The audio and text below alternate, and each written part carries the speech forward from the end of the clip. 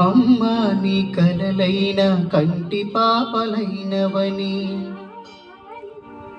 నీ ప్రాణం పణం పెట్టి నాకు పురుడు పోషావని, నీ నెత్తుటి ముత్తైన అందమైన దేహమని,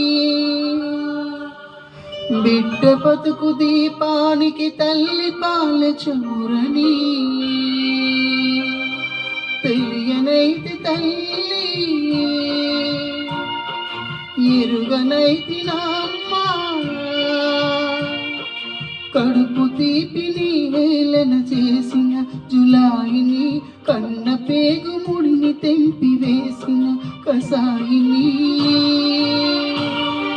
మరిచిపోయి కూడా నన్ను మన్నించొద్దమ్మా.